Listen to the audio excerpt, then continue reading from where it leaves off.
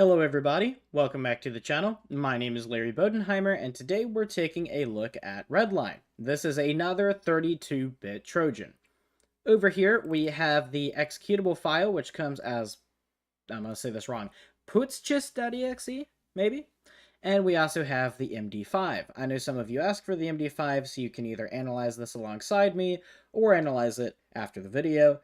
So here is your chance to note down the MD5. Here it is. Pause the video and resume whenever you're ready.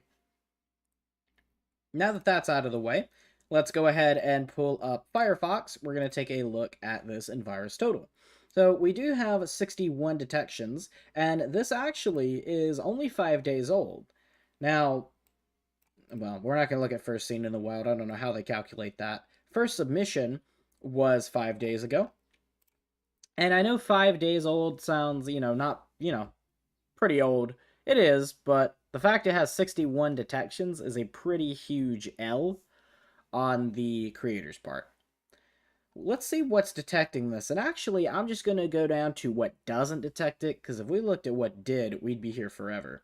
The only two companies I notice that do not detect this are Baidu and Yandex. And I didn't even know Yandex had an antivirus until right now. I just thought they were a search engine company. But with that out of the way, let's go to details. Here is your MD5, here is your SHA-1, and here is your SHA-256. Creation time, 2043. Kind of doubt that. First submission was 5 days ago at 3 a.m. Last submission was about an hour ago. And last analysis was about 2 hours ago, maybe 2.5. We do have multiple names down here. One looks like a random string.exe. This probably came off of a malware forum. Putsgist.exe, which is the one I have. Bundle1.exe and bundle.exe, as well as a random string -dropped.bin. Signature verification file is not signed, but we do have file version information. XHP Corporation Copyright 2021. XHP Booster, XHP, putsgist.exe, again, putsgist.exe, file version 12.9.1.22, and the comments are XHP Booster. So now that we've taken a look at it down there, we don't have to look at the properties before we run it. Let's go to relations. We do have only one contacted domain, and it's just Microsoft. We do have 4 contacted IP addresses, however. We have this one, which is out of Seychelles Islands. And then we have 3 others, which seem to be okay. It does have 8 execution parents, and they're all malicious. All of them have the exact same name, or almost all of them, which is axplong.exe, except for this one, which is a random string, probably off of a malware forum, and probably the same file. And then we have 11 bundled files, but they're all either not scanned or come back clean. And we have 7 dropped files, but same story. Again, we don't spend very much time on behavior on this channel, but if you want to make a note of this for yourself, you can. Quite a lot of MITRE signatures. However, this time we only have 1 low Sigma rule, and 6 high and 1 low crowdsource IDS rule. And finally, at community, it looks like Jaffa Cakes and Nike Analytics both analyzed this 5 days ago. She's ahead of me on everything. I hate it. And then Create analyzed this 1 hour ago. Let's go ahead and actually close this, because this does seem to have anti-debug. So obviously I'm not going to keep all of my SOC tools closed, but I will go ahead and close VirusTotal, and we'll reopen it after the malware is done with its thing. Let's look at our tools. We have Process Hacker, Wireshark, Fiddler, and Process Monitor. Now that we've taken a look at our tools, the last thing to do is run the malware. So before we do that, let's go ahead and reset Wireshark. I don't want a whole bunch of red herrings. Continue without saving, and let's go ahead and clear this out. There we go. Let's open Process Hacker once again. And without any further ado, let's close that. Let's run the malware. Do you want to allow this app from an unknown publisher to make changes to your device? Yeah, I want to do that. And it seems to close a consent tab, and it opens putsgist.exe down here. And it's going to contact a few IP addresses. So as we can see, we've got a whole bunch, and they're coming from the same exact IP. This 185.215.113.67, and it looks like the file is done, and it didn't close Firefox because we didn't have it open. But in testing, I had Firefox open, and it did close Firefox before it was finished. We've got TCP window full, and then we start getting a lot more of these alerts. It does also have 2024 packets. We can go ahead and stop it now. But as you can see over here, it's got like a little side view over here of all the different colors of packets. There's so many black lines through here. And as a matter of fact, this one is nothing but black lines. See? These are all retransmissions, zero windows, and window fulls. I don't see any reds, it's just these black indicators, but they're all from the same IP address. 185.215.113.67, and if you remember, that was the only IP address which came up as malicious. And it all seems to be the exact same thing. We do have some green up here. This is just MDNS and TCP. And that's from a different IP address. It may have been contacted by the same malware, but I doubt it's malicious. And we can ignore any MDNS and NBNS and anything like that. And it looks like we're just going to be getting the same story over and over. Window update, window full, zero window. Let's take a look at Fiddler first. And there's no HTTP traffic at all. Is that correct? That is correct. So none of this information is sent over HTTP. So unfortunately, we can't see the exact domain and what it's doing without static analysis, but that's okay. Now, this is about where it started with this one right here, this reset acknowledgement. So let's go ahead and open Firefox again. Let's open VirusTotal, and I'm going to go ahead and chuck the file back into here. All right, and let's take a look at those relations again. So where is my lovely Wireshark? Thank you. I usually put these the other way around. It's kind of disgusting to look at, but okay. And here is that malicious IP. Actually, we've got a 34.107.221.82 here as well. Huh. Okay. I don't see that as a contacted IP here, but it's definitely interesting. Just because it's not in VirusTotal doesn't mean it doesn't exist. So 34.120.237.76. We'll look at this one first. I doubt we'll get anything visual, but look at that. Okay. So this is get pocket CDN Mozilla Net. Missing authentication token. That can't be from Mozilla. That's a lot of retransmissions. Huh. It could be from Mozilla, but triggered by the malware. That is also a possibility. Okay, so something to keep in mind. We got a little JSON here, and that's it. Let's try us 185.215.113.67. The fact that this is still up after 5 days, especially with as easy as it is to detect it, said I had anti-debug, but what anti-debug? So we put in this IP address. I doubt it's going to let me connect, but if it does, it's going to be very entertaining. There's that 3.4 again. And then all of these are the same thing. We got window updates. All of this TCP junk is the same exact IP.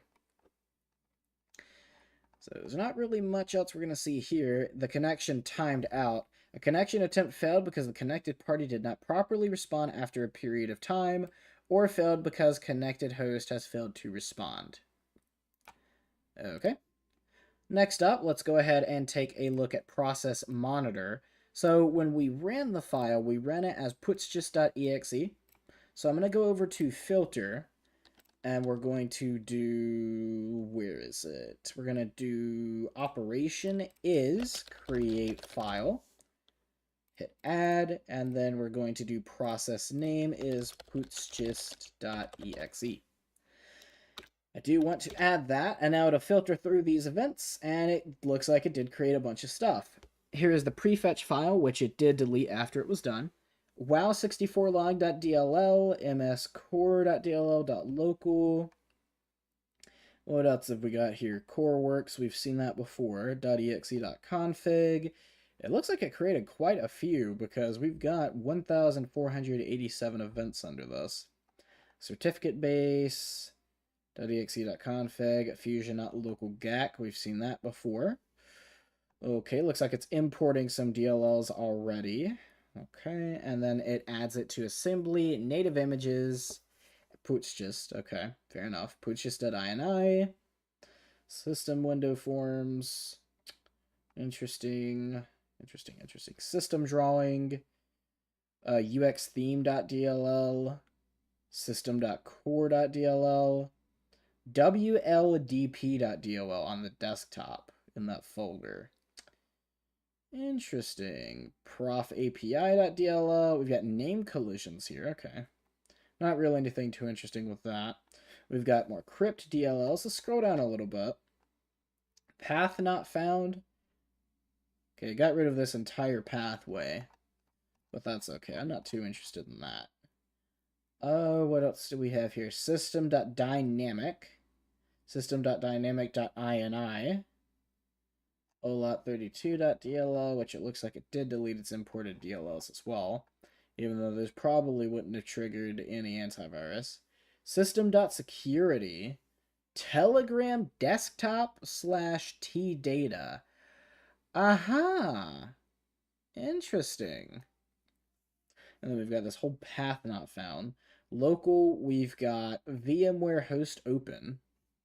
Okay. BattleNet, Opera, user data. So it looks like these are probably where it's trying to store all of this information. If it finds it there, it stores it in this folder, then sends it to its C2, and then deletes that folder because the whole path is gone. So let's take a look at what all it's looking for. It's looking for BattleNet, Opera GX, Chrome, SlimJet, don't know what that is, Google Chrome again, Opera Regular, Chrome Plus, Iridium, 7-star, no idea what that is, Scent Browser, don't know what that is, Shadot, Vivaldi, okay, Cometa, Elements Browser, Epic Privacy Browser. So it's looking for data on a bunch of different browsers, and I've not heard of many of these. Yukos Media, Uran, Sleipnir 5, Citrio by Catalina Group, Kuon, Libao, Kipsurf, Orbitum, Komodo, okay, I recognize that, Amigo, Torch, Yandex Browser? I didn't even know Yandex had a browser. Okay. Komodo again, 360 browser. I feel like I've heard of that. Maxthon 3, K-Melon, Sputnik, Nichrome, Kakak. Okay. There's Uran again, Chromodo, Mel.ru, and Brave Software. So it looks like they have Russian services in mind with this. And then we're done with that. We've got some ad blocking. It's just accessing stuff from Edge. Path not found here. Okay. That's probably the most of what we're going to get because we figured out what it was looking for. Path not found, NVIDIA GeForce Experience, Steam. Oh, hang on. It's looking for other things. Okay. I wasn't expecting to be spending any more time on this. GeForce Experience, Steam, CryptoTab Browser, Maple Studio, Kuwan again, Ghost Browser, BitTorrent, hey, okay, Min, Kinza, Globus VPN, Falcon, or maybe just Falcon, Element Browser we've seen already, Colibri Browser, Naverwell, Avast, interesting, UC Browser, Maxthon again, Blisk, AOL Shield, I have no idea what AOL Shield is, Baidu Browser, I didn't know they had a browser either, CCleaner, Ola, 360 Chrome, Brave Nightly, Lulumi Browser, XVast, Kingpin. Man, I'm hearing about a lot of browsers I've never heard of before. I need to do some research after this video. And Tencent. Oh, we've got even more. There's no way. Waterfox, Chameleon, Thunderbird, Komodo, Cyberfox, Netgate, Moonchild, Ghost. Is it Pale Moon and Alcohol? Ghostery Browser, Undetectable, Silo, Waterfox again, Conqueror.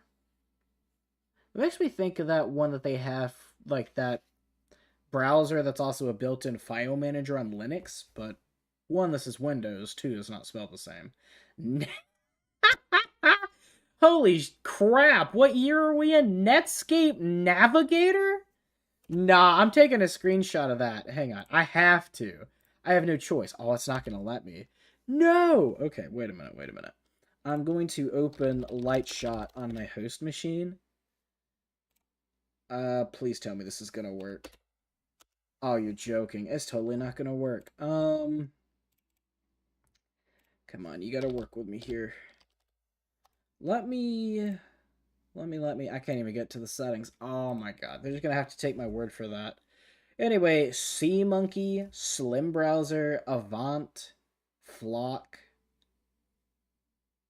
Okay, and then we're back to app data. Definitely some interesting things. So it looks like it looks for VMware tools. Oh, here we go. Discord. I was surprised I hadn't seen Discord at this point. GDI Plus, don't know what that is. Windows Codex. Access denied. Hey. Application data, local history. Oh my god, we've got even more. Wait, okay, these look like the exact same. They are. Thank God that I don't have to read through these again. But we may have some we have new ones. No, we don't. We saw Sleipnir before. I just didn't recognize the company name. Path not found. Yeah, we've seen all those before. Is this the same story? Indeed it is. Okay, wow, that's a lot. Okay, that's just Edge stuff. Oh, God. Files. Liberty.jax? What? Okay, we do have some new ones here. Okay. Local extension settings. Hamilbnf boyaf. I'm not reading all those. We've got Armory, Atomic, Binance. Ooh, it looks for Bitcoin. Looking for your crypto. Koinomi again. Oh, this is all Bitcoin stuff. Hey, Electrum, Exodus. I've heard of these. Garda. Not heard of that. Oh, Monero. It's looking for your Monero. Ooh. FileZilla, NordVPN, OpenVPN Connect. Okay, and then the user profile for Proton VPN. And that's it. Looks for a lot of stuff, and it does it in a really dumb way. So it hides itself in a really dumb way, and then it tells you exactly what it's looking for, which fortunately I don't have any of that installed, and even if there was something I had installed, which I didn't even see Firefox on here. I saw Waterfox, but not Firefox specifically. But even in that case, I'm not logged into anything. But that is what Redline does. It's also called Redline Stealer, but Redline's the short name for it. And I don't think we're going to be able to pull up much else. We can take a look at these IPs, but I kind of get the feeling that they're not inherently malicious. Errors, Edge Suite. Okay, so we can't view that. And that looks to just be local. Yeah, we're not going to pull up anything on that. Okay. And then we've got an IPv6. I'm not even going to worry about that. Let's open this VirusTotal, though, and take a gander. So it, by 1337 Team Limited, these guys, it says it has anti-debug. Like, if we go back, detect debug environment, okay, I mean, if you say so. And Amade botnet C2 server confidence level 75%. So it's detected by Alpha Mountain, Alpha Sock, Bitdefender, love it, Certigo, Cyradar, Dr. Web, and you can read the rest of these if you would like. And Sophos. Yippee. Community 13. I don't see Jaffa, but I don't think she actually reviews URLs or IP addresses directly anyway. 1337 Team Limited is hilarious. And it's out of Seychelles. Interesting. This IP carried out Apache log4j RCE attempts, or log4shell. Man, I haven't heard that in a while. For more information or to report interesting incorrect findings, give me a shout out on Parth Maniar on Twitter. So if you want more information, give him a shout out. This was 2 years ago, back when Twitter was not called X, so he may not be there anymore, but worth a shot. I'm not going to look, but you can. And passive DNS replication to a bunch of different things that are malicious. 492 communicating files, which are, of course, all malicious. And yeah, I'm not going to look through all of these because there's 492 and it only loads 10 at a time. Files referring IPS plano.txt and then some random Office Open document. And that's gonna be it. This has been my review of Redline, or Redline Stealer. Thank you guys for coming out to this one. If you guys did enjoy the video and you're new to the channel, please make sure to subscribe and leave a comment if there's something that I didn't do in this video that you want to see me do in future videos. My name is Larry Bodenheimer. You guys have been amazing, and I will see you in the next one.